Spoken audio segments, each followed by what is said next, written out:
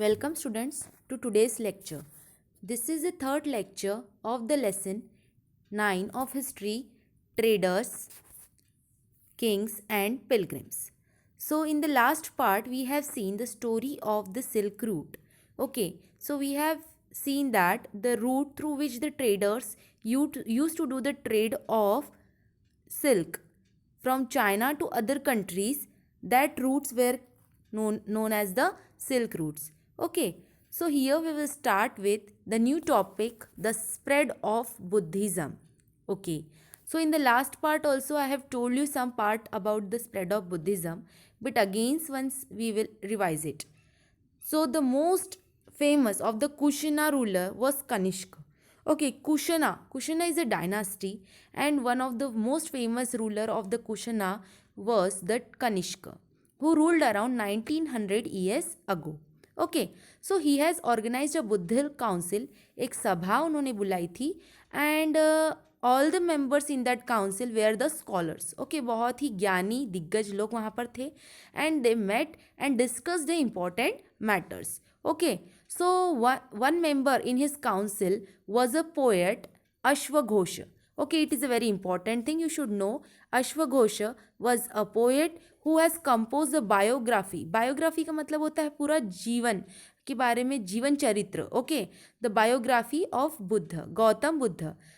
The name of the biography was the Buddha Charitra.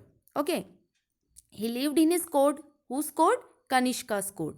Ashwaghosh and other Buddhist scholars now began writing in Sanskrit. So they were writing whatever they were writing, like the biography or the teachings of Gautam Buddha, they were writing in the language Sanskrit. Okay, so the most famous of Kushana ruler was the Kanishka, who ruled around 1900 years ago. He organized a council, and a poet Ashwaghosh, who has written the biography of Gautam Buddha, Buddha Charitra, was also in his council. Okay, now next, during this time, means from before 1900 years ago, a new type of Buddhism, a new form of Buddhism, which was known as the Mahayana Buddhism. Okay, Mahayana, Maha matlab ki bada, and Yana means veer. So Mahayana Buddhism was developed. Now it had two distinct features. What were the features? इसकी क्या विशेषताएं थी? जो new type का Buddhism emerge हुआ था इस time पर, उसकी दो अलग अलग विशेषताएं थी. तो वो क्या थी? Earlier, the Buddha's presence was shown in sculpture by using certain signs. For instance, his attainment of enlightenment was shown by sculptor on the peepal tree. Okay, now the statues of Buddha were made. मतलब पहले जब गौतम बुद्ध की बात की जाती थी या बुद्ध धर्म के बारे में बात की जाती थी, so at that time the different kind of signs were used, sculptures were used to show the Buddhism, like a peepal tree. Here you can see the picture in which the peepal tree is shown, and under the tree there is a seat, and it is said that the Gautam Buddha has sat under the peepal tree and he has meditated and got the enlightenment, he got the knowledge. Okay, तो पहले Buddhism को जो बताया जाता था वो science symbols में बताया जाता था, but now the statues, directly the statues were formed of Gautam Buddha. Many of these were made in Mathura, while the others were made in Takshila. Okay, Takshila was the important silk route which was under the rule of Kushana. Now the second change was a belief in bodhisattvas. Now what is this bodhisattva? Just now I told you the Mahayana Buddhism was the second form of Buddhism. Okay, Mahayana Buddhism was the second form of Buddhism which has emerged 1900 years back. Okay, so in this it had two distinct features. One feature I told you, that previously the Buddhism was shown through signs and symbols, and now the Buddhism was shown by making the statues of Gautam Buddha. Now the second distinct feature was of the Bodhisattva.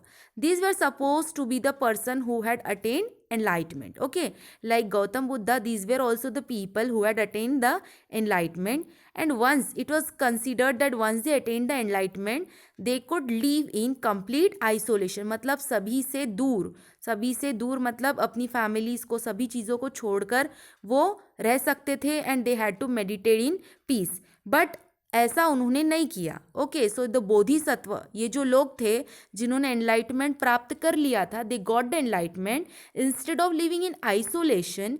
Now what they did, they started teaching other people, preaching other people. They remained in the world to teach and help other people, okay, and to spread their knowledge. The worship of bodhisattva became very popular and spread throughout central asia, china and later to korea and japan. तो ये लोग जहाँ जहाँ तक गए हैं अपने धर्म का प्रचार करते करते, today also we can find that the people living in this countries follow Buddhism. Okay, Buddhism also spread to western and southern India, where dozens of caves were hollowed out of hills for monks to live in. Okay, तो यहाँ क्या किया गया कि Buddhism spread करने के लिए जो मॉन्क्स थे, जो बोधिसत्वस थे, they used to move from place to place. Okay, and they used to live in the caves because mostly they face the problem during the rainy season.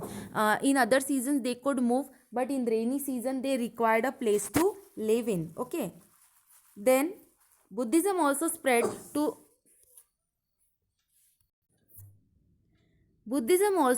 to western and southern India, where dozens of caves were hollowed out of hills for monks to live in. Some of these caves were made on the orders of kings and queens. मतलब ये caves किसने बनाए थे, किसने उनको तैयार किया था monks को रहने के लिए?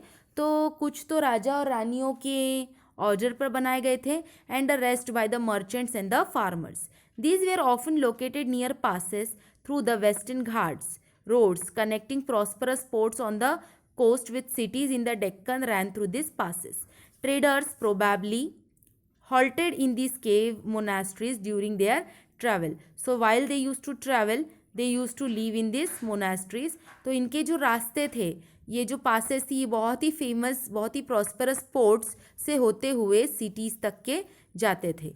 Okay, now Buddhism also spread southeastward to Sri Lanka, Myanmar, Thailand and other parts of Southeast Asia including Indonesia.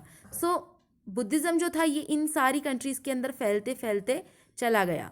The oldest form of Buddhism, known as the Theravada Buddhism, was more popular in these areas. But ये जो areas Sri Lanka, Myanmar, Thailand, so here the people they followed the Theravada Buddhism, which was the older form of Buddhism. Okay, so previously I told you that 1900 back, so 1900 years back,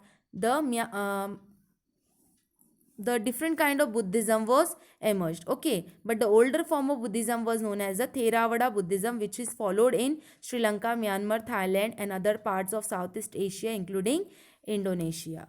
I hope you understood. Rest part will be taken in the next lecture.